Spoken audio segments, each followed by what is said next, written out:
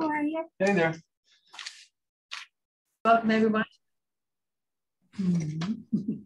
I'd like to welcome everyone to the Planning and Zoning Commission meeting of May 24th, 2022. And we're going to start with a public hearing. Town of Bethel zoning regulations, add section 3.13. Let's add section 6.13, stormwater management, drainage, and drainage requirements. The enclosed regulations are for stormwater management. They're a result of a mandate by the federal government to the state of Connecticut, and from the state of Connecticut to the municipalities in every town. It's a series of steps to reduce pollutants in stormwater runoff. And the town has recently hired James DeMeo, who is our PE, and he's our new town engineer, who is here this evening to answer any questions. And I would tell you that it is a great pleasure to have the town engineer on staff. He was very involved in putting these regulations together, which is another checkoff on the list pertaining to what we call an MS4. So I want to just introduce James and have him just talk to you a little bit about the regulations and about himself. So good evening, as Beth said, my name is James DeMeo, I'm a professional engineer. I've been on the other side of the table. I've been doing surveying and land development for 10 plus years. So I'm familiar with coming in front of commissions and dealing with planning, zoning, wetlands, all pretty much projects from the ground up. To elaborate a little bit more on what Beth was saying about the regulations that you have in front of you, essentially with the MS4 requirements that DEEP issued, we have to basically have, oh wow, I'm blanking on the word, legal authority to do certain things. Now, pretty much everything that's in the regulations, we've already been doing, but we haven't had it behind us. You know, nothing was written. So that's essentially the purpose of this. However, I will admit, I didn't realize that we were going to be voting on this tonight. I did have two little changes, well, one a little bit bigger, but one. Oh, good. So you have the amendments done? Yeah, I just typed it up this way so that I can explain what each of the changes are in comparison to what was given to you.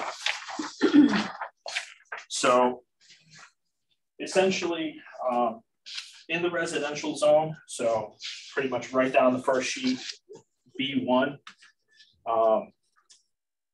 what I wanted to do was change the language there, because originally we had it written that if any residential development came in, as long as they didn't increase by over 1,000 square feet of impervious, they wouldn't have to do anything.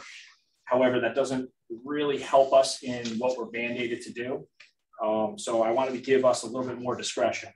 So what I'd like to change it to is a reasonable estimate of needed detention capacity accepted by the responsible commission, the town engineer, or by the zoning enforcement officer shall suffice for projects involving less than 1,000 square feet in aggregate impervious area per site.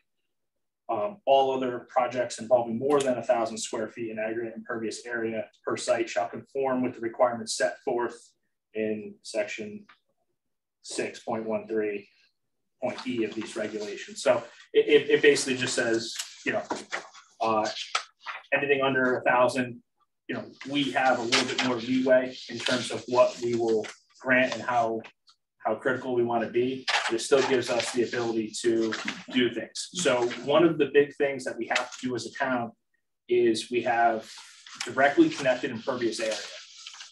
We have to remove 1% every year. So the town of Bethel has we need to move up for the first 2 years, it's about 250,000 square feet of impervious area that we have to remove. Now that's applicants coming in, our own projects, we're pretty well on our way, but there's no end to that. So that's the reason why I don't want to dismiss anything under 1,000, because what I'd like them to do is, even if they're putting on like an addition, do something, connect the roof leaders to something like a rain garden. Well, now that area is no longer directly connected to our system, or, you know, via just, you know, roof leaders daylighting, running down their yard, then going into the catch basin, which is still considered directly connected. So at least this way, there's some form of treatment. And again, we're not trying to make it difficult for a lot of the homeowners. And then the only other change was just to make it a little bit more uniform. Section 6.13.c. I just need it to say storms 2, 10, 25, and 100 year, which it also says later on in the regulations. We just kind of missed it when we you're right. formulated the draft. So that's essentially, yeah, what this is. And then if you have any questions, obviously feel free to ask. Yes. Well, oh, sure, of course, yes. Absolutely. Thank you. Is there anyone in the public who would like to ask questions about these regulations? Yes, Rob. Name and address from Fort, please. Rob Stowell, 15 Grand Street. I just like the term reasonable always bothers me. In a former life, I've managed environmental projects. But anyway, long story short, that's going to cause more headaches later on. I guess the way I should be asking this is, okay, somebody comes in less than 1,000 square feet, and the commission and town engineer says, we'd like you to do this. We think this is reasonable. Homeowner, whatever, says, no, that's not reasonable. And you know what I'm doing. But it's to me, it's like a mayonnaise word. You know, you put it in your hand, you squish your fingers, and it all oozes out. I do. The problem comes into, especially when dealing and looking at these small residential properties, that maybe all somebody's doing is adding a 200 square foot bump out on their driveway. You know, again, that's a very minor thing. And something reasonable, you know, I don't want to make them have to go and get a full-fledged engineer to do all this, the drainage report, everything else. If they were to just prove, okay, we're just going to take 1 inch over half of our roof, which is more area than what we're adding. And, you know, we don't force them to have to go through the whole rigmarole of everything else. It's giving us the ability to be more lax, because otherwise, if we put something more strict in the regulations, then everybody is going to have to follow it, regardless of how much there is. So, like, if it's something very minor, is kind of the thing that I'm concerned with. What I could reasonably say is same 200 square foot bump out, right, of one house, and then another house in another part of town just happens to be right next to the Limekiln Brook. And you might want to change a little, you know, depending on the slope of the driveway and everything else. Well, you're going to run into other concerns in a situation like that, you know, because now you're going to be proximity to wetlands. There's some other environmental concerns. Whereas, you know, again, this regulation, for the most part, is handling storm runoff, a little bit of water quality as well. But again, for a small residential improvement, the water quality aspect isn't really going to be there, because again, it's only like a 200 square foot parking lot isn't going to do it. Now, if a commercial property came in, it's a whole different animal essentially, because if a commercial property comes in and is increasing their impervious, they have to comply with the regulation regardless. 1 square foot, 1,000 square feet, doesn't matter. But residential, it's a little bit more lax due to, you know, somebody puts up a shed. You know what I mean? It's not going to be anything crazy. So we're trying to be able to still adhere to our MS4 requirements without overburdening the homeowner. So I understand, you know, the whole reasonable word. I do. Kind of an anathema Yeah. to an engineer. Yeah, I'm a lot more black and white. I get it. Thank you. Yes, please. John Hamlin, 5 Elgin Avenue. What was your last name? I'm sorry. John Hamlin, 5 Elgin Avenue. Thank you. Does any of these regulations have to do with soil erosion runoff into the storm? Yes, that's all part of it. We already have soil and erosion regulations in our, we already have them. So we didn't need to redo them because they're already in place. But there is a section within the new set, or there is a spot within the new section that does reference our soil and erosion control regulations, because that is also part of our requirement too. But again, like I said, we're doing a lot of those things already. And who polices that, the soil erosion into the stormwater? So it's essentially a combination of public works, and it'd be the planning office. Because for over a decade, people have been parking on the verge on Elgin Avenue, and all that just runs down in front of my house into Diamond and Elgin's catch drain out to the Simpog Brook. The Simpog Brook gets raised, my backyard gets flooded every year. So this has been going on for a long, long time, and there's no one policing it. Okay. There is these particular regulations deal with new construction. I understand. I'm hearing that. That's why I asked if this had anything it's not anything to do with. Yeah, no, I know it's wonderful. The federal government's all interested in this, but everyone's missing what's actually happening. Well, if there is something like that, I encourage you to call. I have for many years, and I don't get any feedback. Well, I'm trying to take notes now, and I'll try to look into it. All you have to do is drive up Elgin Avenue. You can see where people park. There's cars parked all over the street every night, and they park on the grass. Grass erodes, soil erodes, rain comes, washes it all down the road. We used to have a beautiful avenue, and it's all gone. Roughly around what number? Let's see. There's my neighbor to the south is 3, but mostly 7 because there's a large construction truck that parks there every night. So about 5, 7. 5 is my house, so that's fine. But yeah, I've been trying to get battling myself with in people the because people park. I can't make them not park there, but they eroded my verge also. And 7, 9, what is it? 11 bad. Until you get up to about 15, they still take care of their verge. Okay. I'm the only one down my side of the road that tries to hold the fort. Yes, sir. Thank you. Okay. Oh, anybody? Is there anyone online on Zoom who would like to speak to this? Anyone, David?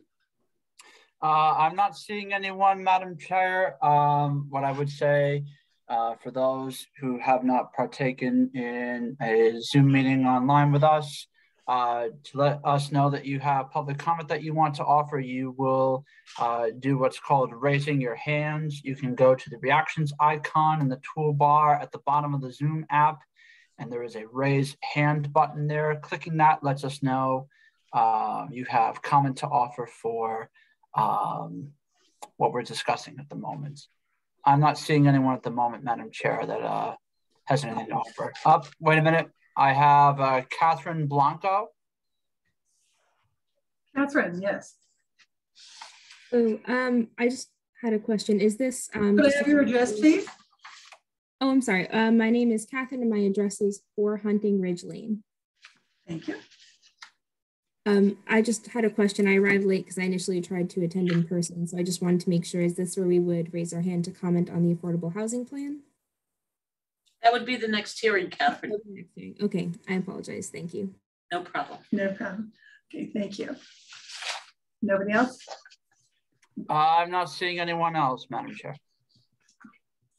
I'm going to pass. You're going to pass. Paul, do you have any questions?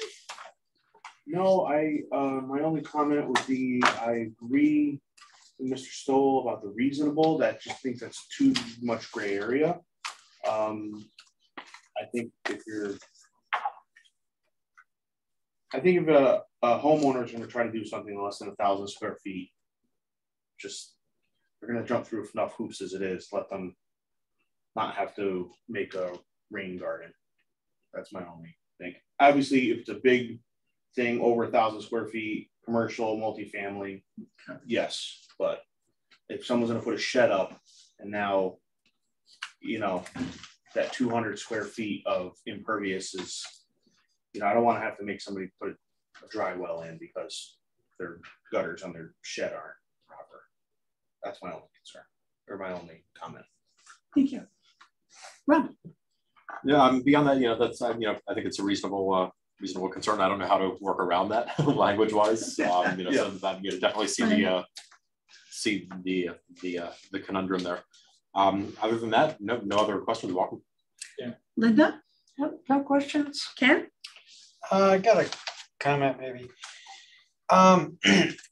If you're saying we're already doing most of these regulations now, how percentage-wise would you say we're doing at this point in general? I mean, 80, 90, 99%? I don't think he, no offense to you, James, but I don't think that he's been here long enough to be able to just make that determination. I would say that dealing with new construction, new projects, things of that nature, I think our percentages are high.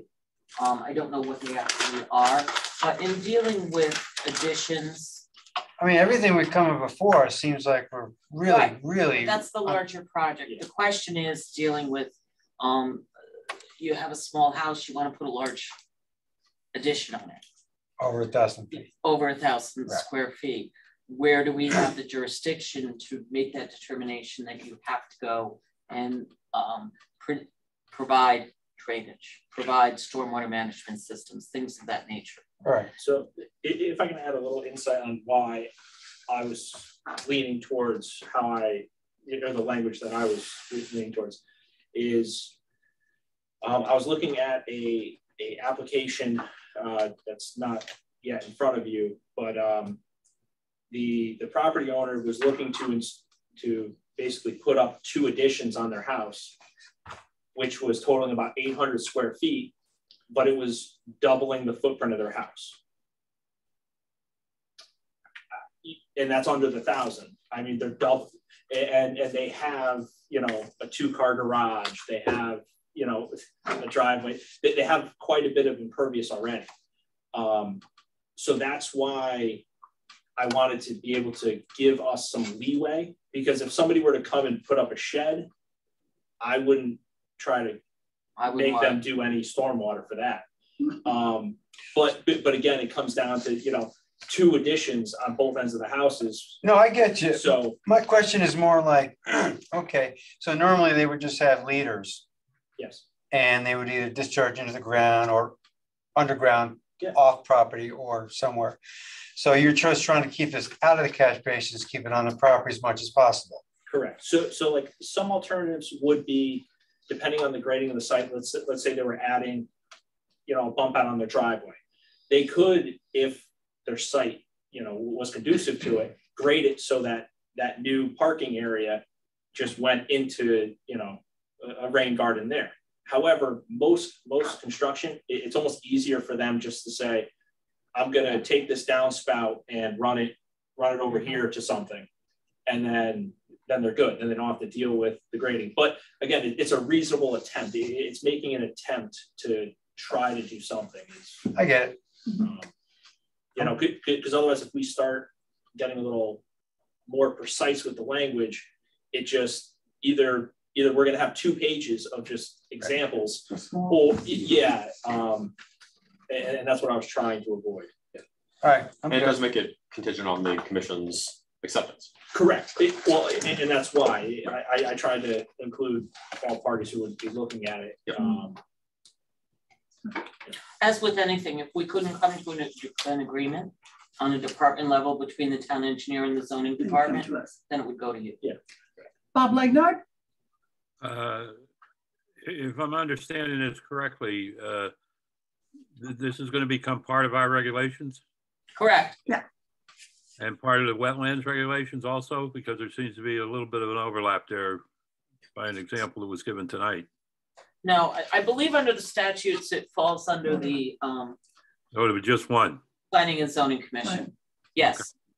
So this actually is going to give us something to point to when we try to regulate storm management. Yes. Yes. Exactly. Okay.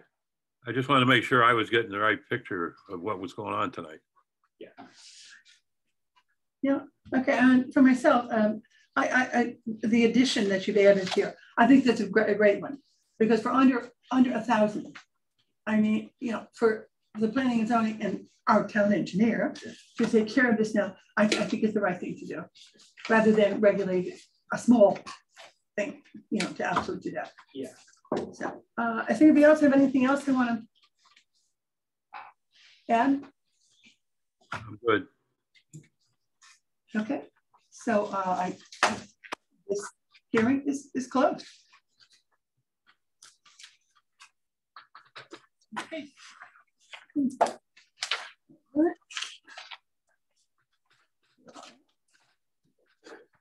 So we have another public hearing tonight. It's the Affordable Housing Plan, previously adopted.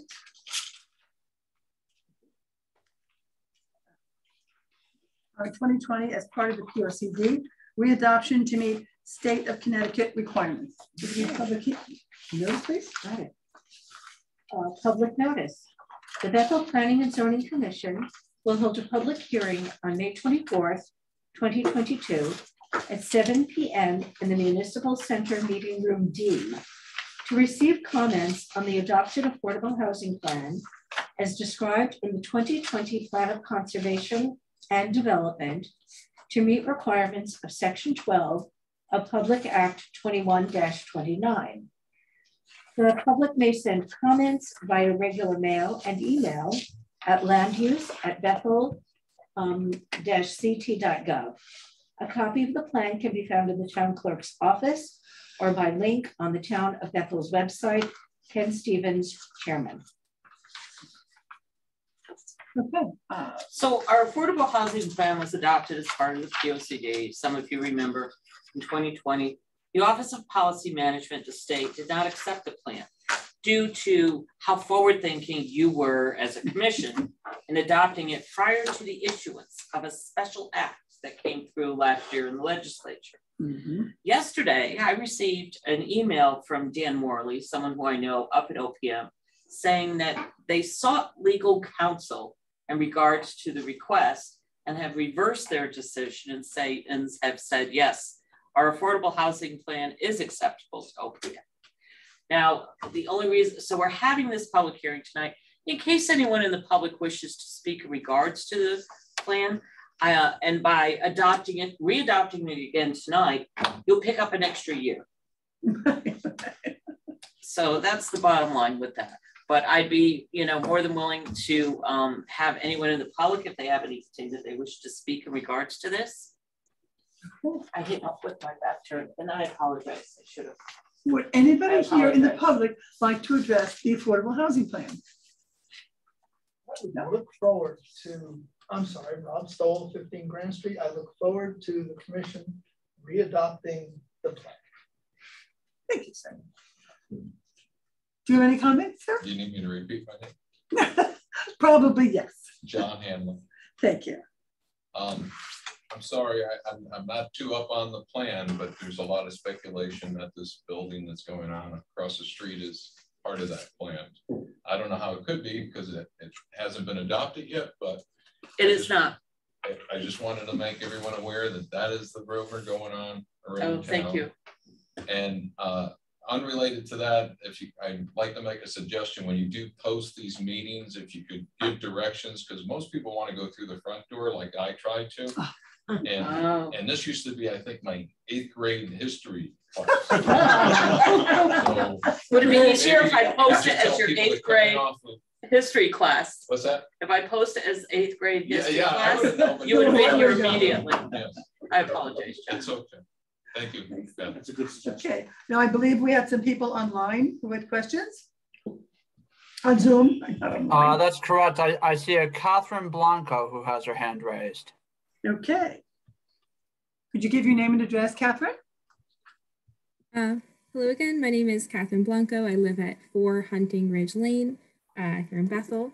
I'm a policy fellow with the zoning reform group Desegregate CT, but I'm just here as a resident. But I have been able with that group to do a little bit of research about zoning and housing policies. So I want to speak a bit about that today. And say, first of all, I recently moved to Bethel a few months ago with my family. We've lived in a few other towns in Connecticut before, and I really appreciate that, like, I've been able to see all the different housing types, all the walkability. I now live within walking distance of businesses. So thank you for all the work you've all been doing to make that possible. And, you know, as the plan mentioned, there's still some work to do in terms of affordability. And on that front, I wanted to say I appreciate the parking proposal and the plan, especially. And I hope the town follows through with that, decreasing some of those parking minimums, both from an affordability and environmental perspective.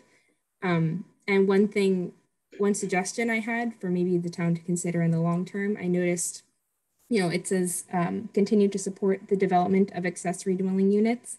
But from what I could tell, it seems like accessory dwelling units are currently only available to relatives of the homeowner who has built one, or elderly or disabled residents and their caretakers. And while it's obviously important to have housing available for those groups, I would love to see accessory dwelling units expanded to other people as well. I'm going to law school in the fall, but I plan to come back to Connecticut, and that kind of housing is something that's really appealing to me when it comes time to start renting a place, especially in a sort of a suburban or small city area like Bethel. So I would love to see the town maybe go a little farther in terms of making it easier to build ADUs, potentially without a hearing if it meets the regulation requirements, and also making it easier to live in one for more groups of people, especially young people starting out.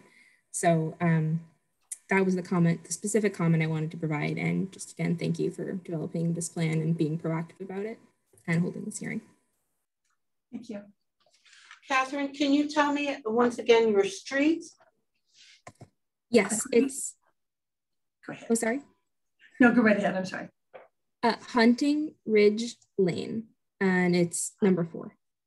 And your last name, can you spell that, please? It's Blanco, BLANCO. I have that right. Thank you. Okay, great. And Catherine, if it matters, is KATHRYN. Oh, okay. See, now I spell mine with a C. Oh, that's secretly my favorite way. But thank you, Kath. We appreciate it. Next, I'm seeing a Paula Antolini. Okay, Paula.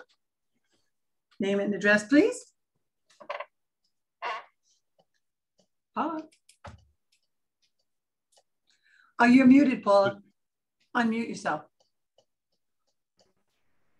Hello, everyone.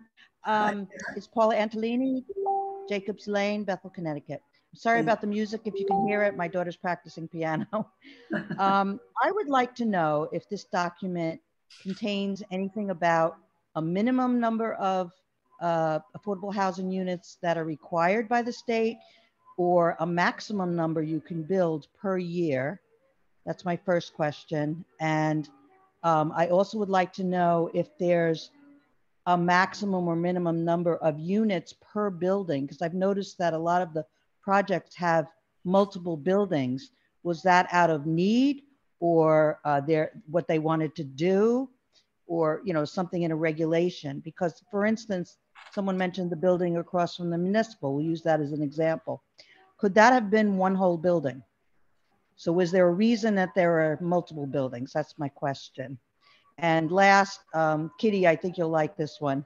Are there any regulations for green space or, recreational activities? I feel the same way for these buildings, because that seemed to be discussed a lot with some of the projects. Anybody else? Is there anybody else who has any questions?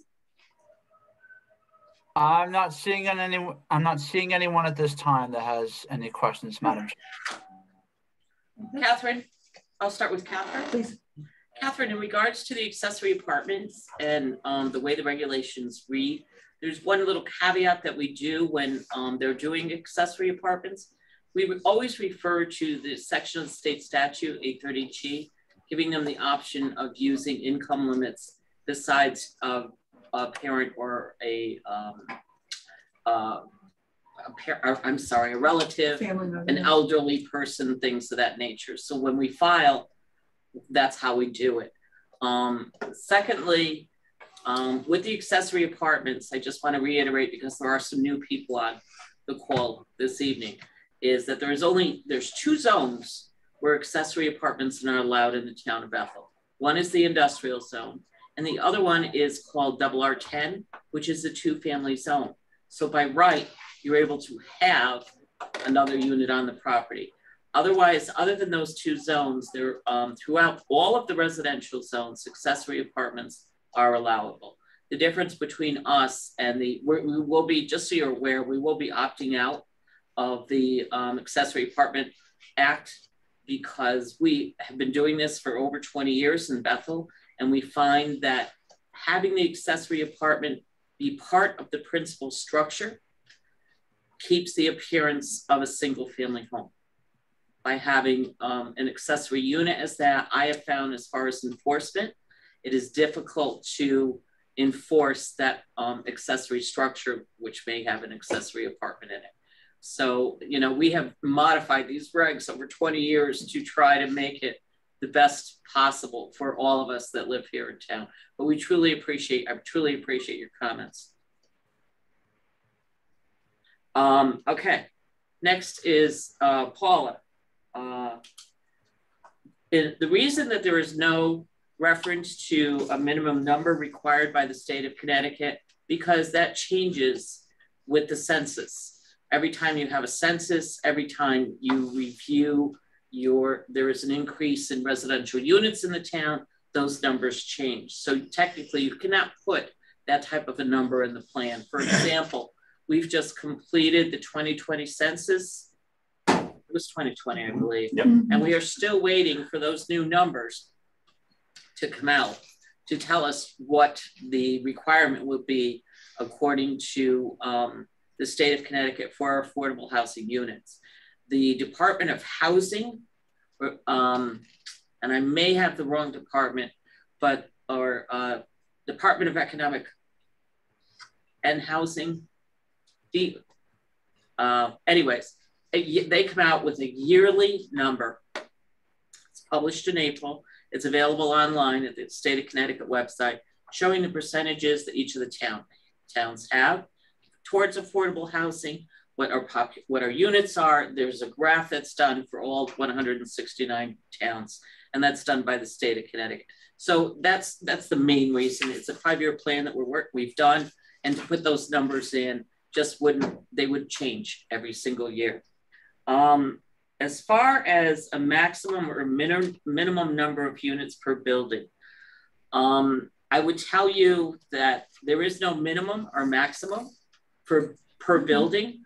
But for example, if someone is going to be building 2 buildings on a single piece of property, the town will mandate that the affordable units are to be separated equally between those 2 buildings. They are not to be all thrown on one floor or thrown in one building. That's not the purpose of affordable housing. The affordable housing is to create diversity within all neighborhoods and all market rate units. It's not to be segregating or prejudicial. Let's see. As far as more buildings across the street, the buildings across the street were done that way as part of a planning function and had nothing to do with affordable housing or the affordable units in the building. As far as green space or recreational, as in dealing with or working with affordable housing, I would say it depends on the area of town where this housing is located. For example, if you are using across the street as an example of lacking green space, I would say to you that it's located within a downtown area where there is a multiple of public areas and public activities that could take place within a very, very short walking distance. including the front lawn of the library, including the front lawn of the municipal center, and our Carloa Field and things of that nature. If you're talking about areas of town that are not located within the downtown area, I think that this whole board is within 100% agreement that green space is very, very important. And I think that's all I have for you. Does anyone have any further questions? Okay. There are none. Okay. Commissioner members, do you have anything to add? Paul?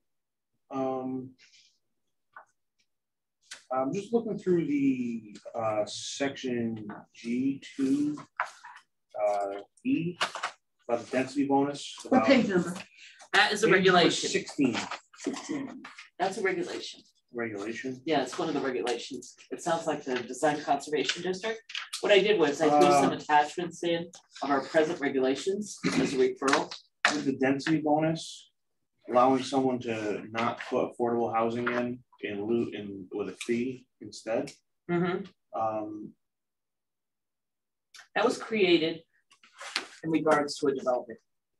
Many years ago, on Reservoir Street, there was a Toll Brothers development that was there. They proposed about 130 units. Mm-hmm. Originally, it's a 62-unit condominium complex. At the time, we went to court, we lost. They came back, they did not want to build. They didn't want to build the affordable component. So what we did was we came up with, and this was many years ago, we came up with a buyout, a way to buy out for it. So they bought out, and we do have an affordable housing trust about that. Is there a way to eliminate that? I think requiring affordable housing in every project that's going on is important. It's certainly something that we can look at. Yeah. In regards to some of the other regulations for the future, absolutely. I just think that, you have another, I'll use Toll Brothers for an example, this huge fund company with oodles of money that are just going to come in and be like, you know what, it's worth it to spend the $1 million now and just recoup it over the next 50 years on the higher rents. So in my opinion, I think it's better to get rid of that. Plus, if we're allowing a place to come in and not put in the affordable, that puts our ratio the wrong way. Mm-hmm. So but again, you have to remember, when you're doing affordable, there has to be an incentive. Because developers, builders may have a kind heart, but you're talking about the purse, the pocketbook. Yeah. And the incentive is always density. So if you want to eliminate that in one of our regulations, you have to look at the point of what are you going to give them back in return. May I interject? Yeah. Well, that's what this is. It's one thing about what happened with this money that was received, it made a lot of difference in a lot of different projects in this town that became affordable. And the town was allowed to buy properties that really added to what the town was. So there were good points to everything. And I'm sure it says here that no money basically can be spent without the commission okaying it, if I'm reading that correctly. Right, absolutely. And with that project, we went from 130 units to 62. Yeah. Right. You cut it in half or more. Oh yeah. It was again, I just think that I think that's good. We need to prioritize the affordable housing aspect in every project that's proposed. I agree with you totally. Yeah. That's a very good point. Penny? I'm just really both grateful and dismayed that Bethel has done so well with affordable housing in this town. I mean, the fact that Bethel has so much and so many opportunities for it is a blessing for the town. At the same time, the state regulations make it almost impossible for Bethel to ever catch up. And it's almost as the, right, with the whole 10% thing. And, it's as though Bethel is constantly chasing its tail you know, to try to catch up. But until quite frankly, the state decides that it's time to grow, well, I don't want to use the expression, until the state decides that it's time to take care of towns like Bethel. I think that's going to have to be the way it is, and that's a shame. The only other thing, and this is pure comment, is that with affordable housing, I think it is important for the town to be ahead of the, I don't want to say game, but ahead of the PR, because so few people understand what affordable housing means. Affordable housing does not mean we're going back to Lower East Side tenements, you know, with 10 families crammed into a house, you know, a la like Godfather Part 2 kind of thing. That's not what this is about. This is giving working people and working middle-class families a chance to have a roof over their heads and shelter. I think we need to do a better job of getting that message into the public, because especially with social media, lies, what's the expression? A lie makes its way around the world before the truth gets its pants on in the morning. And I think, I don't know who said it. I think it might have, who was it? He said everything. Who's that? Mark Twain. Mark Twain, sure. I'll give it to either Mark Twain or Ben Franklin. You know, give it to one of them. You know, it could have been, you know, I don't know, Oprah. But there is so much misinformation and disinformation that gets floated around that I don't know what, and I use that town, you know, with air quotes, can do simply to get out the reality of the situation of affordable housing. So that is really it. I'm proud of the town. I'm disappointed in the state, and we keep on doing the right thing. That's it. Right. Well, how could I add to that? No, Tell us who made the quote. I can't verify the quote for you. No, I appreciate the plan as it is. I think it's definitely the right thing to do. I'm encouraged that it was upheld, and just look forward to placing the vote on it. Linda? Yeah, I mean, I don't appreciate being held under the gun by the state about some projects. But understanding we have to do what we have to do. We have to compromise some of our superior judgment, maybe. But we do need affordable housing, and we really do need it for the seniors too. So I'd like to see that concentrated on. Ken? Bethel has really bent over backwards for affordable. Okay, and I wouldn't mind slowing it down a hair, because we have towns right near us who have zero affordable housing. So the state is clearly not doing its job. I mean, we have towns right next door, Weston, Easton, there's zero affordable housing. Richfield fights it tooth and nail every single day. So why are we having such an obscure ratio that we're never going to meet? Ever going to meet? These other towns, they don't have to do anything, or they keep fighting, whatever the case may be. So it's a completely unfair system. And I think the town is being held hostage by it. That's my feelings. Bob Leonard? I've been on board here since we started dealing with affordable, and my contention has always been, like Penny says, is it's misnamed. Oh yeah, yeah. It's definitely misnamed as affordable. It should be named as below market value or something like that, because it helps to confuse people. They think it's low income housing coming in again, which they, most people don't want. And we fought that concept for years. And we have, Kenny's right, we have done our share of putting in affordable housing. And Penny is right, you know, that you're chasing your tail.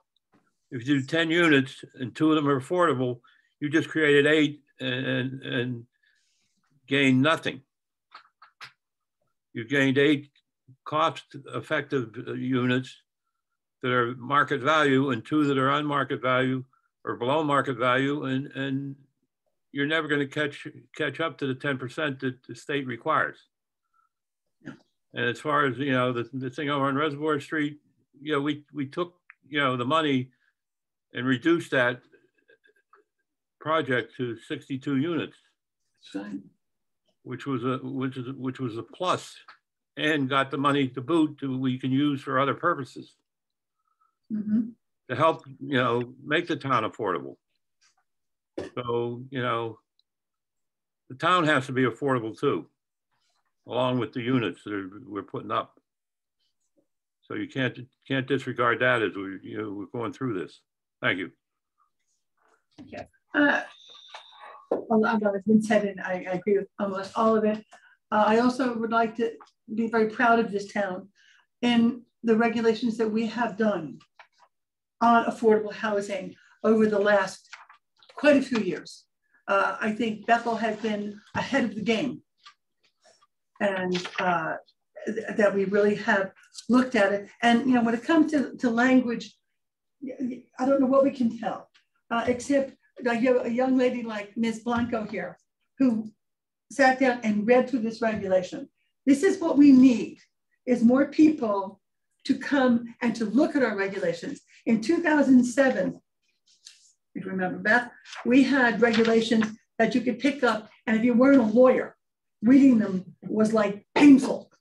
And so we had all of our regulations written in language that any resident could look at, open up our regulations and know what they were looking at. And this is what I hope that you all encourage people to do. You have a question, of course you may come in and ask, but look at the regulation and you'll understand. I think I have a much better understanding of what's going on. Affordable housing isn't low income housing, and I get it all the time. Why are you doing that? And but I think we should be very proud of who we are and what it is we have accomplished. But I think the most important thing that you should be proud of is that 830G has been around for a long time. Yes. And this commission has made going out of your way to develop regulations to incorporate affordable housing. Yes. And the problem with that is that we do have some great affordable housing projects in town, but you still have that developer that will come in and use the statute in the worst manner possible. And it's just such a shame because you do so well. I mean, I cannot stress how far ahead of the game you are over the last 10, especially the last 10 years. And I think that it enables us to, I mean, we prove to everyone by the history, by what we've done, what we've worked with, working with property owners, trying to get them to come into more conformance, not with what people call the character of the neighborhood, the architecture of the neighborhood. Instead of creating Motel 8s, work with your existing structures that are located in that area. Make it look like a neighborhood. Don't make it stand out as something that is totally segregated and discriminating. And that's how I feel.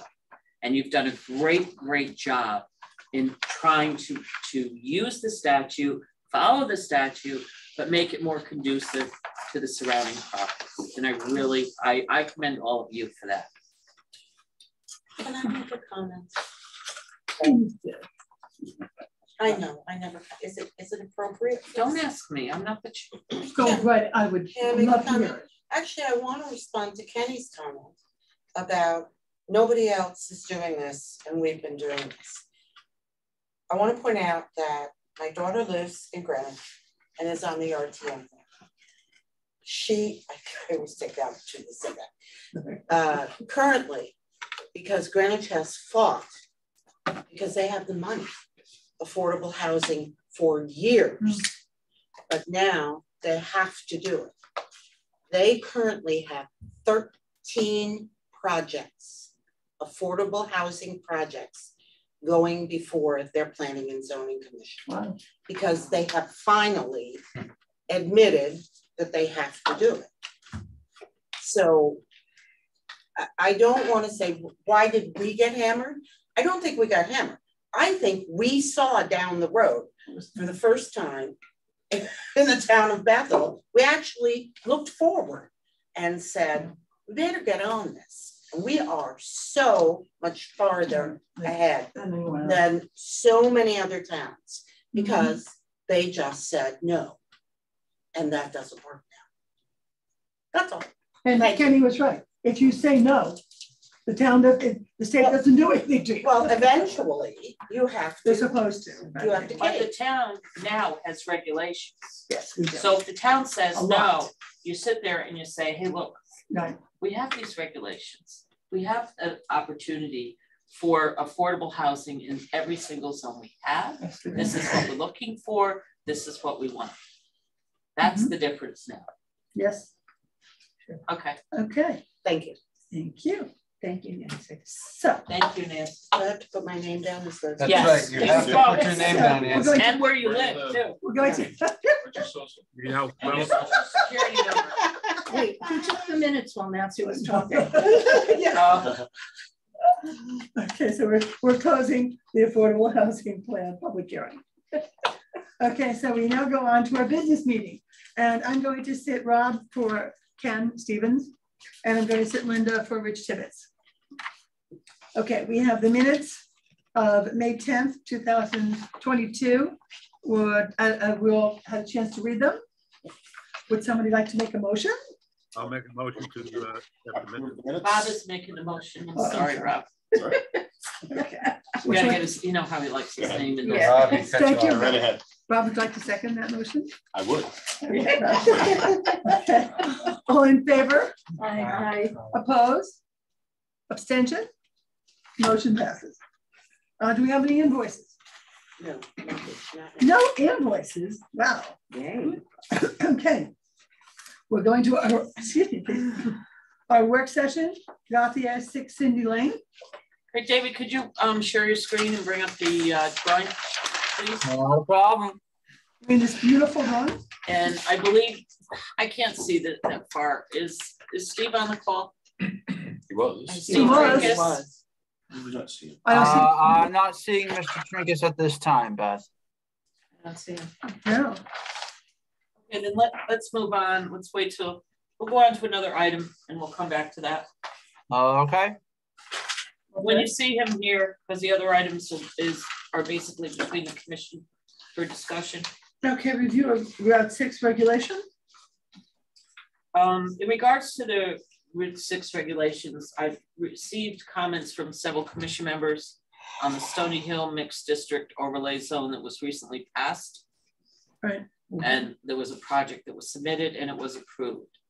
I've had some inquiries from all of you about sunsetting the regulation or retiring the regulation, and everyone's nodding their heads. Not everyone, but the majority of the commission members are showing me that that's an indication that you wanted to follow through with. Is that correct? Yes. Okay. The other thing, I did send you a copy from back at 2009 in regards to, and we can look at that, you can look at that if it doesn't refresh your memory, on how we came about making decisions in revising some of the regulations in the Route 6 zone, such as the 4-story, 50 feet rule. And I just thought that was a good basis for you to look at, because there was also some comments to me from some of you as commission members that you would like to eliminate the 4-story. Yes. Yes. And you still want to go forward with that? Yes. Yeah. Yeah. Okay. Was there anything else? I think there's room for improvement there, even to go, if you're going to do a 3-story, require a percentage of the first floor to be commercial. And if there's no commercial aspect, then limit it to 2 stories would be my opinion. Didn't we have that? No? No. Yes. Commercial on the first floor and 2 floors of residential. Yeah. That was a lot, but it wasn't a requirement. No, the max you could go. No, the max you could go was 3 stories. Mm-hmm. Yeah, I just think there's some room for first floor commercial. Then you could have 2 stories. Taking some cues from the schmood, but maybe scaling it down. Or from TOD is where you TOD, yeah. TOD, exactly. Right. Exactly. All right. So do you want me to put something? And this is for It's like Route 6 zone, yeah. Right. I just feel like as a commission we made our bed and had to sleep with it with that latest one that was just approved. But that doesn't mean we need to get into the next bed. Okay, why don't you let me work on it a little bit, because I have another idea too. One thing about the schmood that I liked was the 25% open space. I liked that, yeah. Yeah, well, yeah, that's true. When you're doing a portion of it as a residential development. Yeah. And now one other thought, there's that other, the elevator shaft property that was discussed. Yeah. I know they're going 3 stories, or they're not going 4, they're going back to 3. Okay, well, I know there were discussion of there was discussion of the 4. With like a parking area underneath the building. Yes. Which I had a little light bulb go off. Like, can we encourage like an underground parking area, like below grade? I don't know. I'm just spitballing here. Well, you know, we have a new town engineer. Well, just something to keep I'll have some discussions with him. Because we've had some public meetings. That sounds like a great idea. We've had some public meetings where overall heights of buildings was a very hot topic. Yes. Right. Yes. So I'm not saying that someone's going to live in a basement, but if you give the builder the opportunity or encouragement to say, hey, you can build this 2-floor, apartment building with underground parking. I mean, me as someone that's going to go, I'm going to go get the underground parking spot before I go somewhere else. So again, I'm just spitballing ideas to replace some asphalt with grass. Exactly. Now you have you're losing asphalt. So you're getting some more, playable or green space. I like playable because I like to go, throw a ball around to anybody else. But yeah, you're gaining some green space, losing some parking lot, losing overall height. It's less problems in the snow. Yeah, exactly. Less snow removal. I mean, right. It could be a good idea. Could be a good idea. All right, let me work on some of that. Yes. And see what I can come up with for your next meeting. Okay. Okay. Those are all good ideas. I would say anything that improves walkability on Route 6 also. Huge. Walkability. Yes. Unfortunately, I think being a state road though, and we ran into that last time, we can't really mandate some it's hard. Crosswalks and things that interrupt the flow. We're working on that. We may have made some progress in Old Colleyville. Good. Oh, really? Yeah. That'd be great. Over the weekend, I went to dinner in Mountain Laurel Plaza. I forget the name of it, Mexican place. Oh, yeah. It's great, by the way. But I was just sitting there with my wife, like, once this project goes in, this is going to be great for this area. Oh, yeah. There's no crosswalks. They get across the street. There's Dunkin' Donuts. There's the bank. Then you get over to Big Y. I mean, you're walking distance to Big Y and all of that. We were talking about this during this application because I think they were saying, Peter was saying, with the children, they could go to Mitchell Park. Yeah. Well, how are they getting reports? Yeah. Well, you got Mitchell Park. You got the trinkets. Right there. Oh, Steve is there. Steve is here. Okay. Okay. Hopefully we can make some headway with the state there. I have heard from their engineers. They were already going through their approval checklist and have worked on several of those things. Steve? Yeah, I'm here, Beth. Okay. Good. We went ahead a little bit. I think we're off. We probably had another meeting.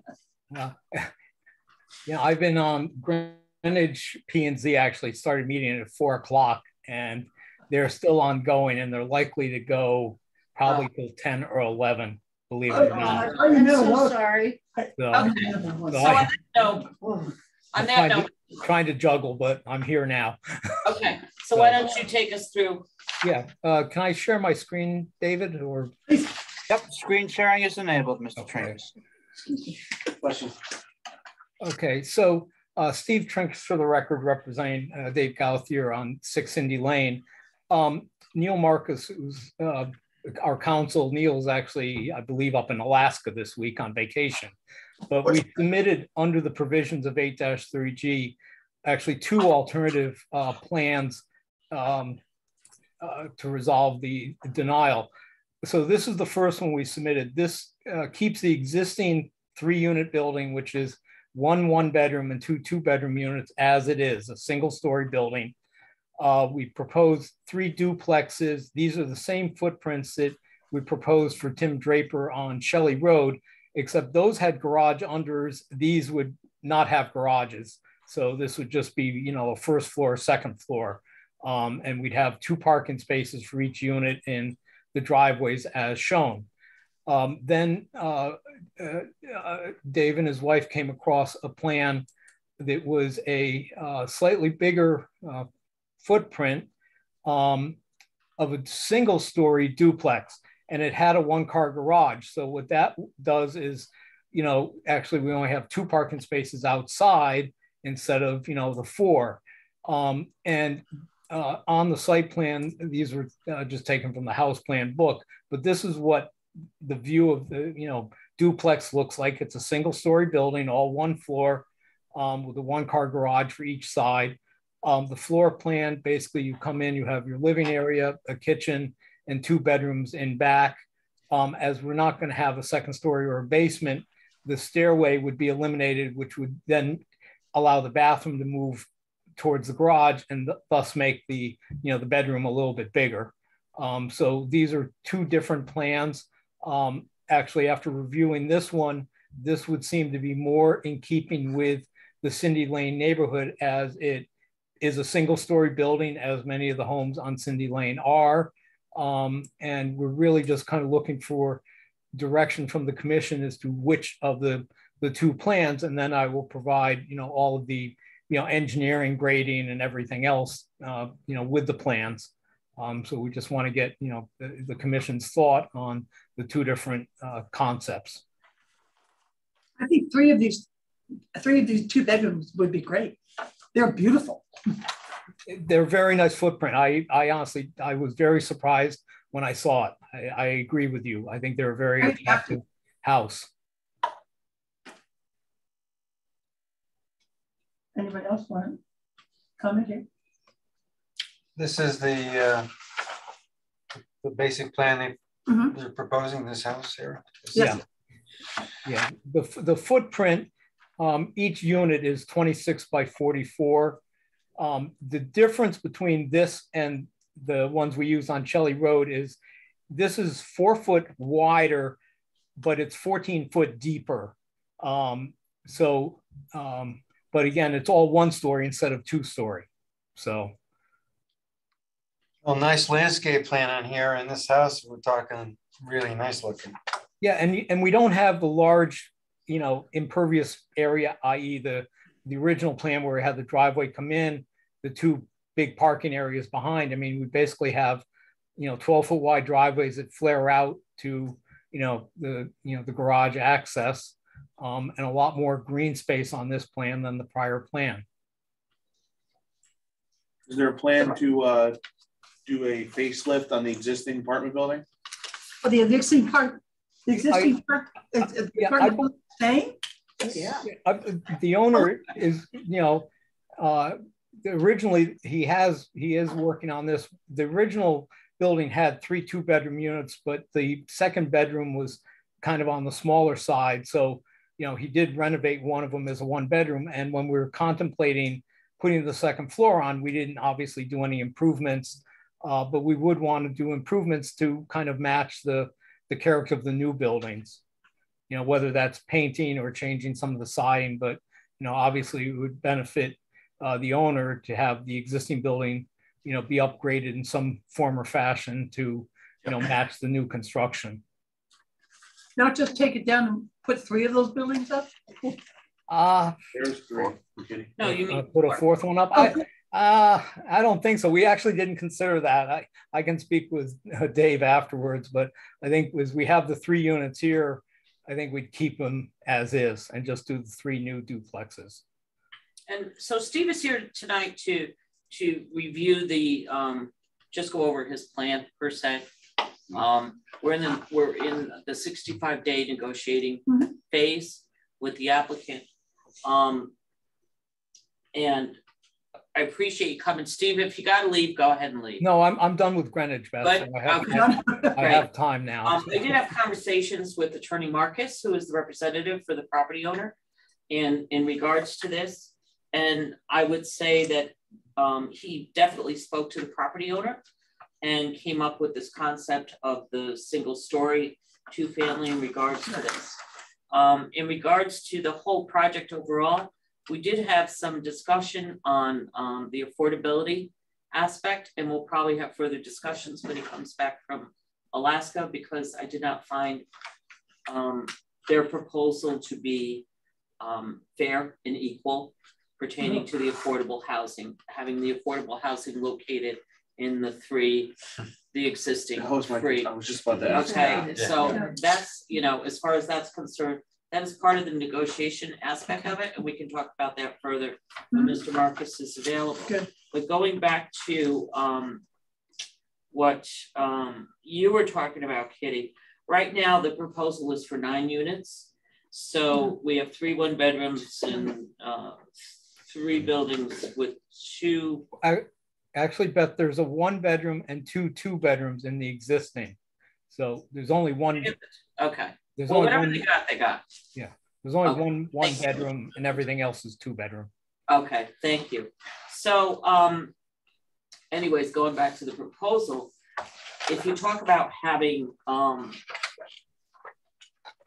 what you were saying, Kitty, I think it's a very good suggestion, is to turn the apartment house complex into 1 2-bedroom unit similar to the other 2. Then you're able to eliminate a lot of the impervious area located to the rear of the building. Again, you're doing green space and things like that. You're installing 2 kitchens versus 3. There's a lot of economics to it that I think I should have a discussion with the attorney in regards to this. You get a higher rent for a 2-bedroom unit. Because money comes into play, and that's all I ever hear for the most part in dealing with 830G projects. But I think we should consider that as another alternative. I assume Mr. Gauthier's on tonight. Again, I can't see the screen very well, but when Attorney Marcus comes back on the 30th, I'll have another conversation with him about that. In the meantime, what I would like to also do is schedule a public hearing for your next meeting. And next meeting's on the 14th of June, because we need to get that public hearing aspect started, or at least get the public input. You know, the public are going to want to say something, and that's really the reason for the public hearing. Everything else can be done in-house, engineering-wise, things of that nature, going back and forth with us. All those things are part of the settlement process if there is going to be a settlement. But the important aspect of it is we have enough of a conceptual design to get the input from the neighbors and from all the people that were intended to be for. So that would be my suggestion, is to set a public hearing date for the 14th of June. Yeah. And you would have to do a motion to do that. I don't know if any of you have any other comments. Sorry, No, go. I'll just reiterate my concern that when you brought it up about the apartment building, the existing building being designated for the affordable units, because you'd be discriminating against those residents. That this whole project, you have to look at it as one whole project, even though some of it's already existing. That we're just gonna, designate those as affordable and have these really nice houses that seem to fit with what is going on in Cindy Lane. So we'll get market value for those, and then so yeah. Well, your point is a very good one. Yeah, because the 3 buildings that will be going up are absolutely beautiful. Yeah, and the one that is left, even if it's doctored a bit, it's not attractive. It doesn't fit Cindy Lane now. It would make it look like the affordables were living in something of a much lower value. Yeah. If you go from 9 units to 8 units, the requirement is 2 affordables. At 9 units, you need 3 affordables. Right. And that, again, that's part of the negotiating aspect of it. Because as a commission, it's my belief, and we haven't been challenged as a town yet, you have the designation of deciding what numbers are affordable. So you have 3 units. Do you want 280s? Do you want 260s and 180? Right. Or if you have 2, 8 units. Yeah, I have a question. Is that Bob? Yeah. Bob, we can barely hear you. I have a question about the affordability, putting it in the existing building. Would that distinguish it as different than the other 3? And Sure. The regulations very much so. Supposed to say they're not to be distinguishable. They have to blend in. Right. No, you're right, Bob. That's true. It also says that there will be 9 units in total. The 3 one-bedroom units in the existing building will be designated as the affordable, but that's not what I'm reading. Steve, on here. Can you clarify that? Because you said there's 2-bedroom units in there. Here's what it is. It's one bedroom and 2 2-bedrooms. When we were going to do the 13-unit plan, the 2 2-bedrooms are going to be converted to 1-bedrooms, with the second floor also having 3 1-bedroom units. But the existing is 1 1-bedroom and 2 2-bedrooms. That's what's here now. Oh, it's right here, yeah. Do you see that? Right. Yeah, I see it. Right. But it also says that the 3 1-bedroom units will be designated as before. Which units will be designated as affordable? That was the original plan. I forgot that this was a configuration in here because we were going to modify it under the original plan. So this is item 4. I see what she's right there. I see it too. It's the old plan. Okay. This is the correct information. But it's on the new plan. Yes. So that number 4 has to be deleted. Yeah. Got it. Okay. Understood. Okay. Okay. Yeah. Okay, so you want to make a motion? I'll make a motion to schedule a public hearing on June 14th.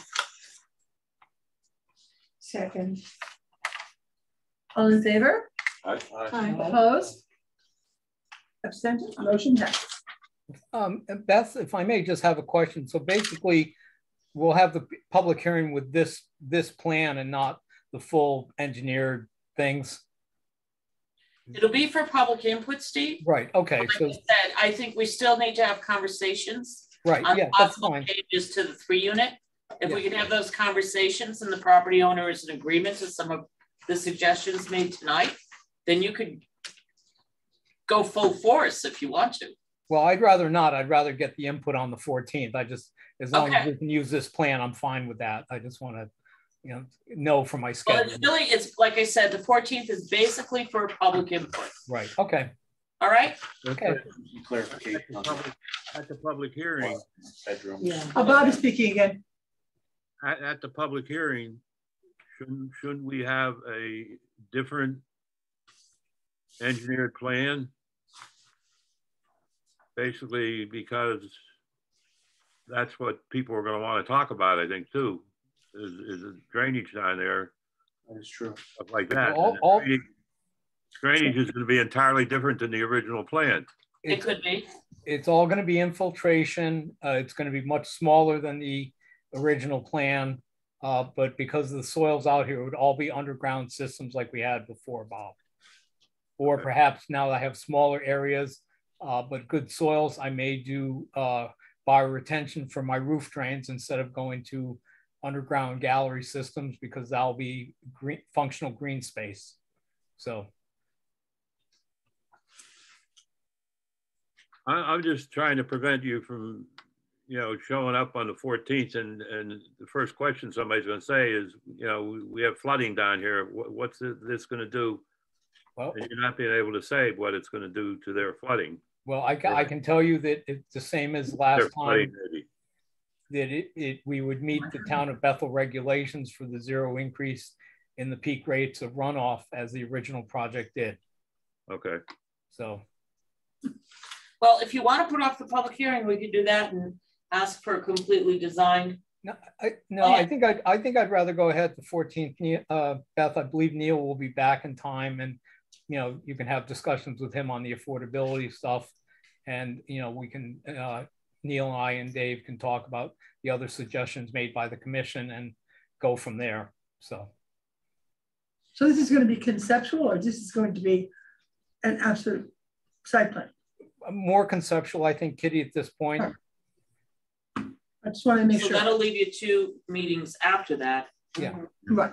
That's right. Because it's due, your time is up on the 13th. Right. Yeah. But I do believe that if the commission comes to some kind of agreement with the property owner on the number of units and locations and things of that nature, that once that is verbally agreeable, the engineering is done, I'm sure that the property owner and the applicant would give you an extension of time if it was necessary.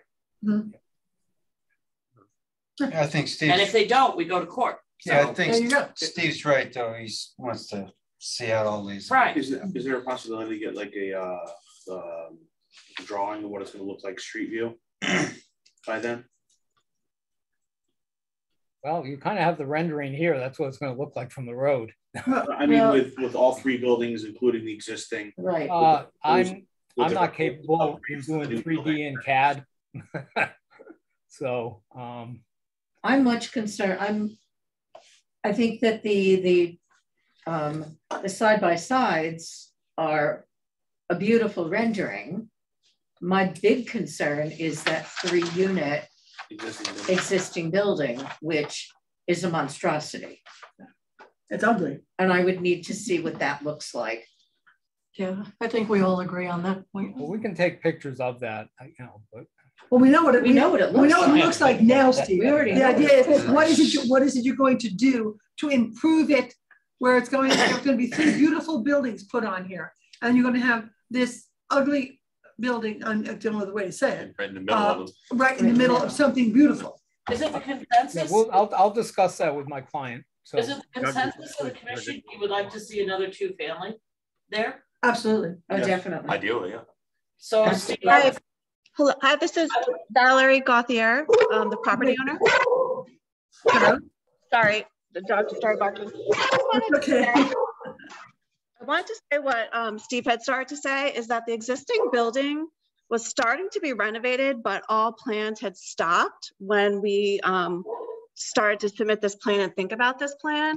So one apartment has been completely redone, brand new wood floors, stainless steel appliances, granite countertops, beautiful tile. So like that building was in the process, and the pavers that are in the front were going to be the sidewalk, but we basically put everything on hold. The building itself, the existing structure, is actually in fantastic shape. It just doesn't have curb appeal. But the roof is newer, the third of the windows are brand new, the siding's in great shape. It just doesn't match, it doesn't have curb appeal, but the building itself is in good shape. And would be, go ahead, I'm sorry. And would be part of, we wouldn't just stop. We started to renovate the one apartment because we had plans to potentially take off the roof. But if that's no longer the plan, then as part of the larger project, we would continue to make upgrades to the property in general. Well, I think what we're saying is the inside may be gorgeous with granite and whatever, but outside the building is totally unattractive. So we were hoping that renovations were going to be done to the outside. So it would be right, and we had always planned to do that, and like I said, we just stopped. That's what this commission would like to see. That's what we're not interested in demolishing the building though, because like one apartment is a very, very nice apartment. Okay. I can appreciate that. I think that whatever is inside right now, what is outside does not match what you're explaining to be inside. And the presentation that you brought this evening is incomplete without the exterior of that 3 of the existing place. It's just not complete. I don't think that, I think that bringing this document to a public hearing does not do you a service. I agree. So perhaps at this next public hearing, the rendering of what the outside of this apartment building is going to look like would be very helpful. That's what I was asking for, Yeah. the whole project. The whole thing. Yeah. I think it can only help the applicant with the public. to be honest. Absolutely. Yeah, we don't need the engineer drawings, we just need to know what it's really gonna look like. Right. I guess I'll regroup with Steve and Neil. Honestly, I don't want to spend another, I don't know how many thousands and thousands of dollars to do that. So like we'll regroup internally and see what we can come up with. Thank you very much.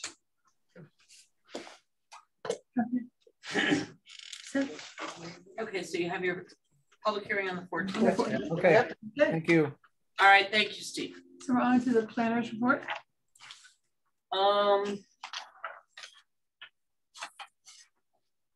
Okay, let's bring up, David, could you bring up Whitney Road, please? Whitney Road. I sent you renderings. Yep. Of some revisions pertaining to Whitney Road. I missed it, sorry. They're in the Google Drive, we'll bring it up. I don't see them in the Google Drive, Beth. No, I didn't see it either. Look under document. It was a separate email you sent out. Yeah, you sent them. Oh, it was a separate email? Yep. Oh, sure. All right, hang on, let me pull that up then. Let me see if I have it, Beth. Beth, if it's I just a request for the 14th for the public hearing. Yeah. I'm going to have to be coming in on Zoom. Okay. Because I have to be somewhere at 8:30 that evening. Okay. Is it possible for the public hearing for Cindy Lane to go first? Oh, I'll do my, yes, it is possible. That's the only public hearing we have. Even 6:30 would be great. That would be terrific. Oh, sure, we could do that. Thank you. Beth, I'm not seeing anything for 17 Whitney in my inbox or in the Google Drive. All right, no problem. It was sent on Friday. I have 10:35 a.m. I have drawings here. I've passed them out. Okay. Do you have enough? Need more copies? No, that's right. We're just gonna do it. We're just gonna pass it around. Okay. They lowered the roof line 3.5 to 4 feet. The decks are recessed. There's no outside staircase, is there? No. Oh, that's nice. Okay, so we'll start with this. That's the rendering. And my notes on the top said the roof was lowered 3.5 to 4 feet. Building has been broken up. Decks are recessed. We don't have that flat front there. Right. It's really made it much more attractive. Much more attractive. By doing that with the lowering of the roof line, it's made a tremendous difference in the height of the building, especially when you look at the sides. The little dormers on the sides really bring that down. Nice. The other portion, this is, you can pass these down too, but take a few minutes and just look at it. I apologize. I emailed it to you. It's David's fault. He was on vacation. How dare you go on vacation? Whoa. You have a nerve. David, you have officially been thrown under the bus. We've all been there, David, so don't worry about it. This is punishment, this is punishment, Penny. It's all good.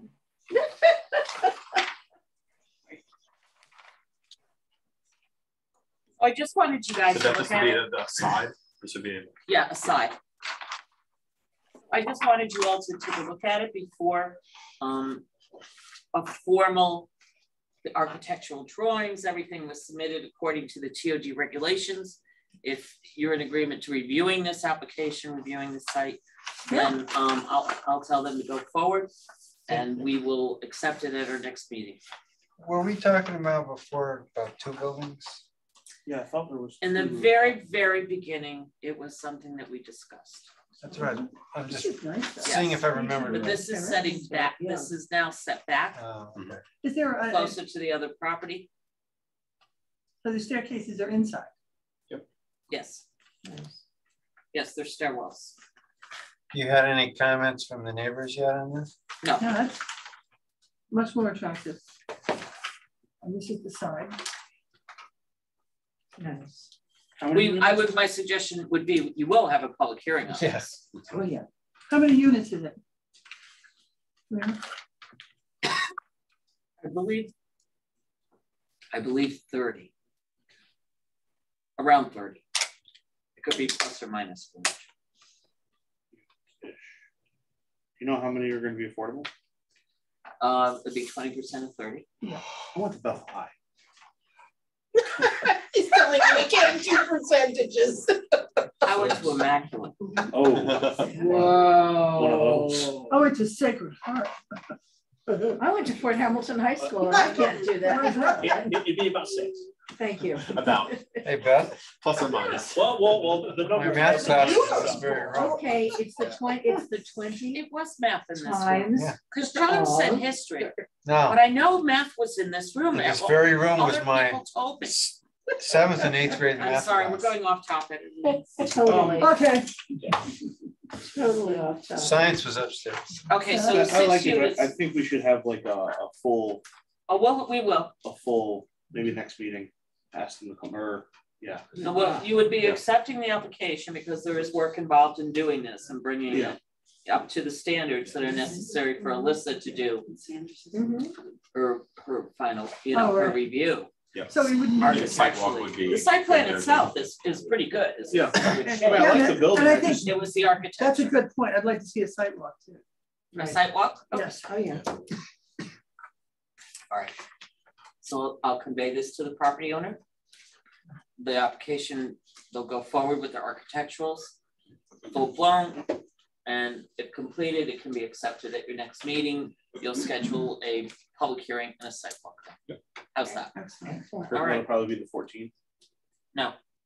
No. Public hearing will be in the end of June, The next somewhere meeting, around there. I'm saying. Yes, it's Yeah, the we'll- 14th. I'm sorry. Takes a while to put Okay. all this stuff together. English drug. English drug. English drug. Final parking. You asked me to put it off again because you wanted to take a look, see. I've been through multiple times. And the question was 12 units or 18? Oh, that was the number, 12 or 18. I'd like to see 12. You have 3/3s? Yeah. On one building and 3/3s on the other building? Right. That would be 12 residential units. Mm-hmm. I know Sri was looking for 18. I drove in this evening at about 6:30, 20 to 7. There were 10 cars plus a police car and the English apothecary delivery car at about 20 to 7. What do you say, Paul? Because you're down there Sunday mornings, right? I actually spent a good amount of time down there on Sunday watching the parade. Set up a tent and everything was great. Oh, that's right. And the parking lot was empty during the parade. Well, they blocked the street off. You couldn't go You down. couldn't get in. Ken, You didn't go in. I You went couldn't down go there in. at 1 o'clock. Yeah. They didn't close the road till 1:45. Are you kidding? I was very surprised. I really expected to come here and being like, the place was full. But there was, I mean, people were clearly I parked there, just to watch the parade. My whole family did.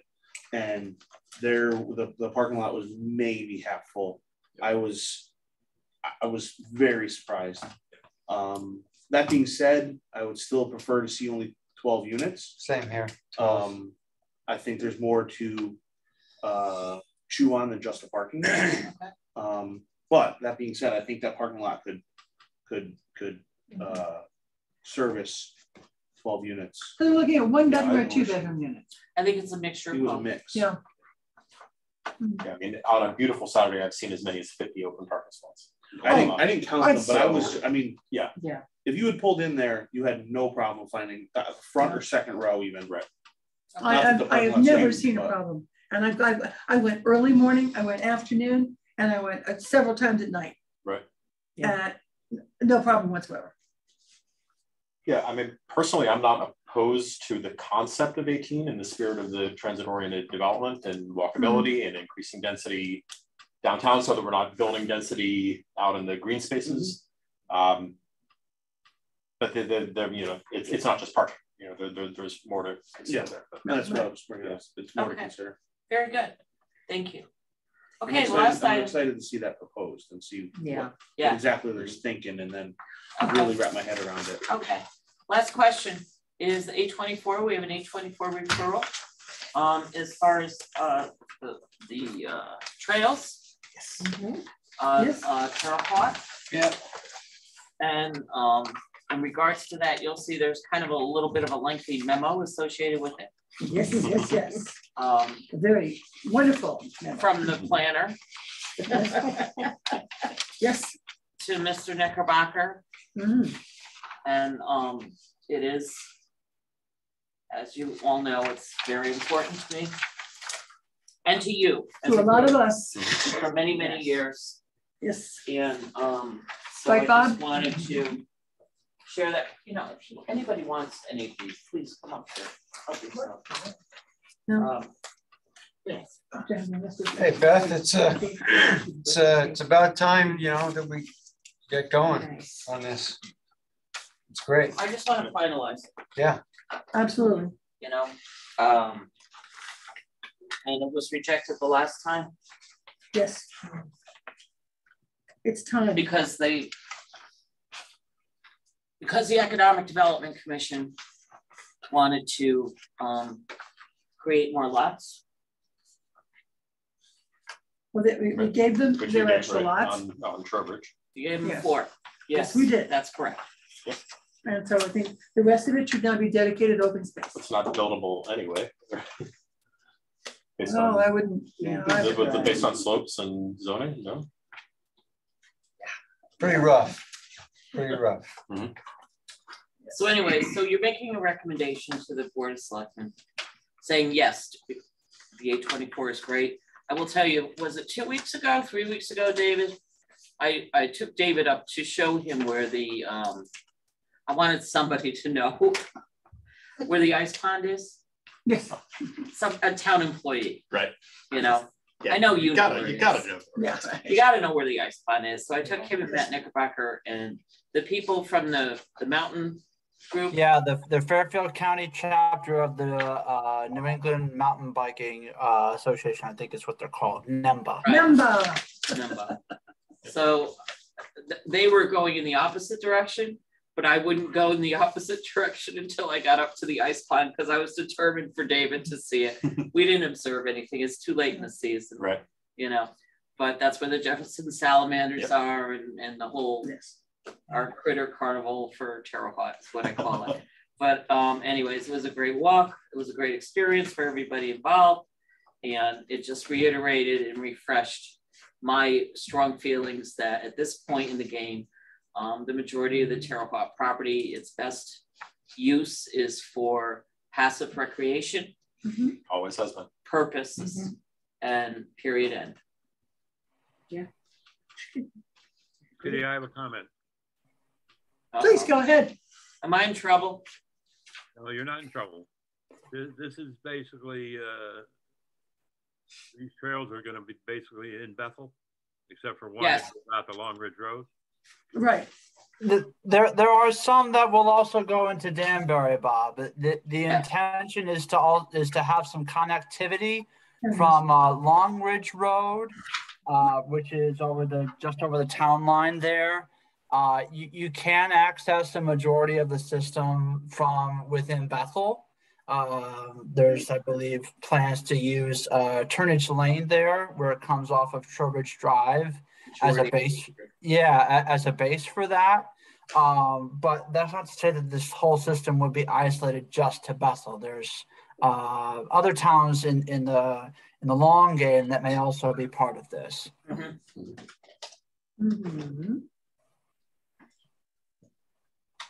I was a golf course guy myself, but anyone have, sorry, Bob. Go ahead, Bob. What did you say, Bob? He's laughing, but I didn't hear him. I said I was a golf course guy myself, but he was a golf course guy himself. Oh, so was I. Swimming pool and everything that we were going to have, that would have been great. No, that's why that was denied, because they didn't put in the swimming pool in the clubhouse. Well, it was good later. That's why. Anyways, okay. Okay. So can we have a motion to give a positive report to the Board of Selectmen in regards to 824 statute? I'm going to kind of phrase the motion for you because it's off the cuff and refer to staff's memo of whatever I said, I think it's September 19th of 2019, last revised, so on and so forth. And I'll take it from there. I'll follow through with the Board of Selectmen on that. I'll also talk to the Land Trust and several other organizations. There you go. Because we're done. The 2Ks. Okay. Any bond releases? No. Commission comments. You know, going over the books today, I was reminded myself that how many times have we asked the Board of Selectmen to consider doing a conservation commission, and how really necessary something like that could be to this town. Perhaps we could do that one more time. Sure. And just tell him, you know, how important it is. I'm sure it's going to be to the town. Yeah. And you know, and the wonderful things that a commission that could be focused just on the conservation elements going on. I'll look for the memo. Look for the memo. I would appreciate that. Okay. That would be good. For the next meeting. For the next meeting. Okay, anybody else have any comments you would like to make? Other comments?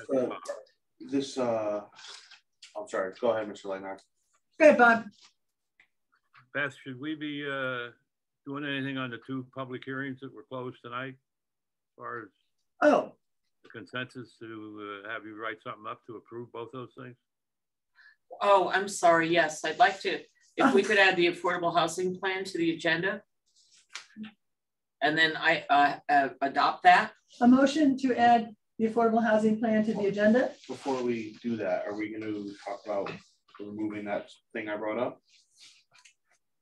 Or the in lieu of affordable units having money? No. No. No. No, that's going to be party to the SHMUD regulation.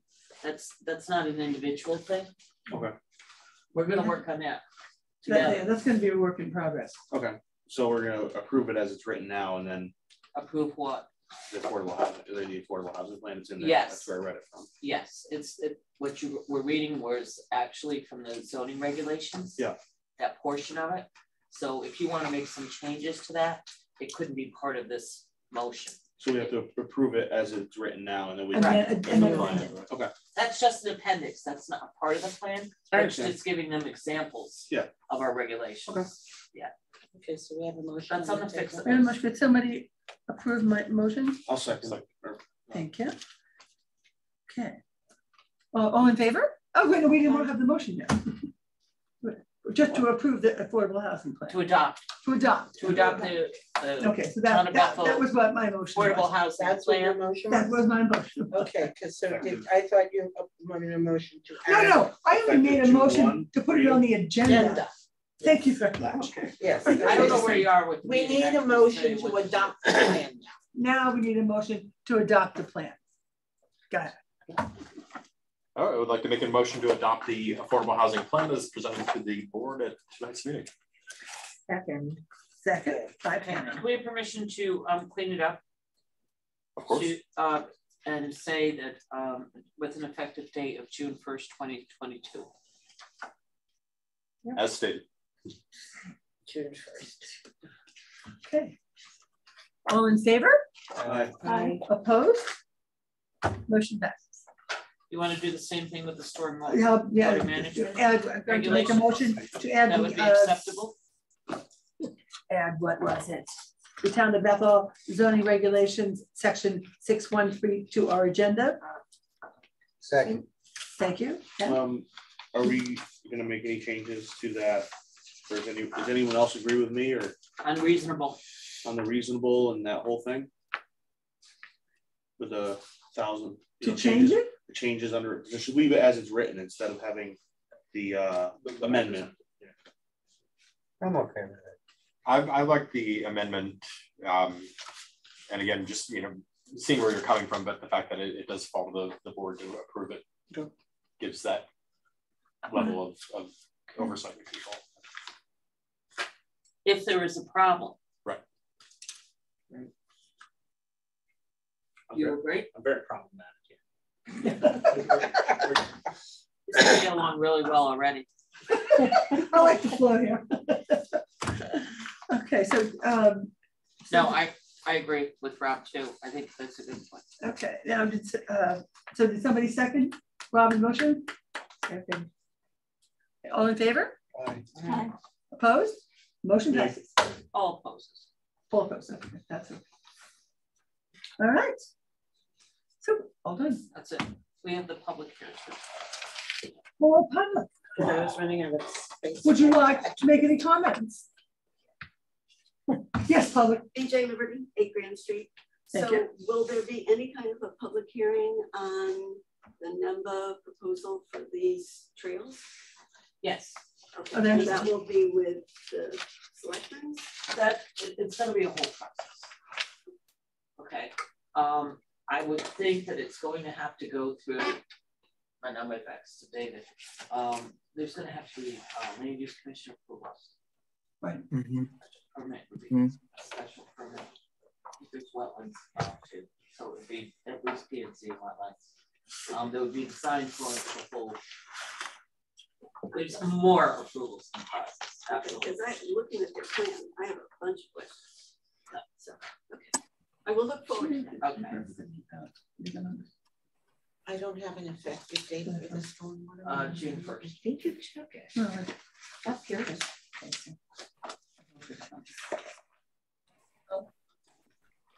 Did he raise his hand? No. No, okay. I had a question. Did you bring up Whitney Road earlier? Yes.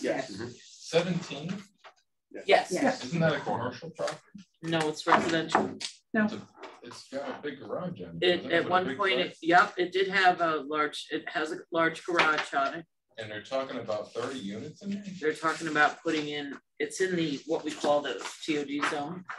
And they are talking about putting in 30 units. Yeah, because there will be a public hearing. No, I know.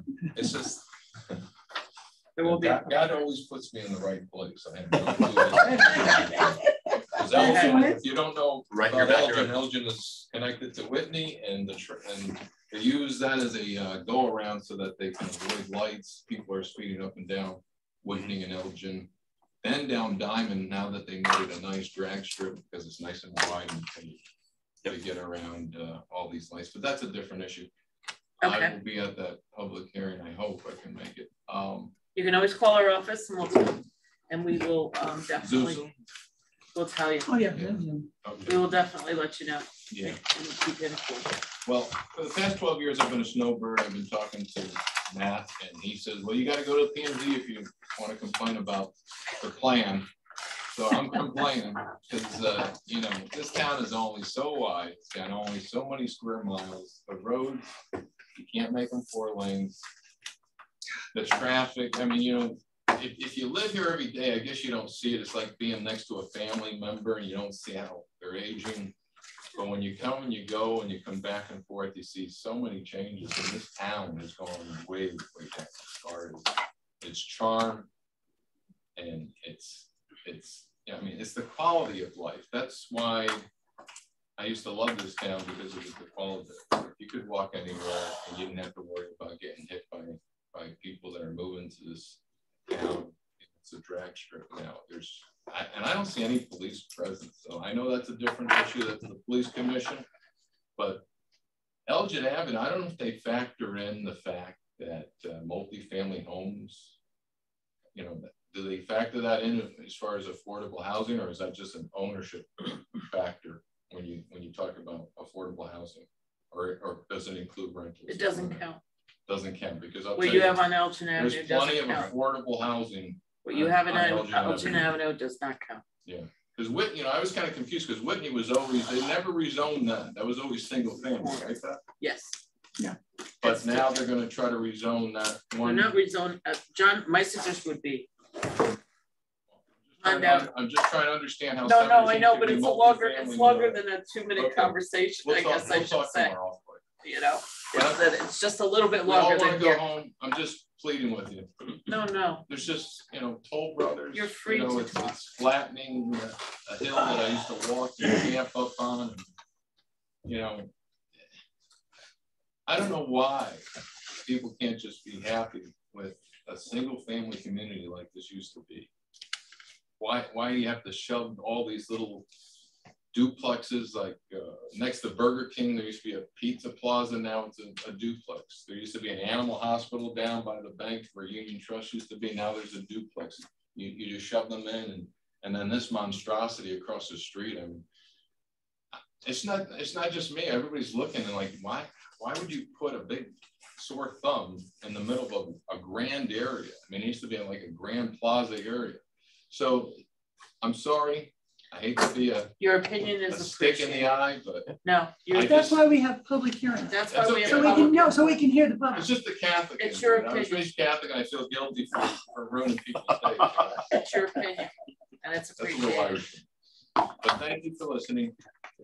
Thank you for coming. Thank you for telling me coming. This is the math class, and I guess the history of Mr. McConaughey was downstairs. I'll check on that, even though I didn't go to school here. All right. Okay. Thank you for coming. God bless. Thank you. Do we have a motion?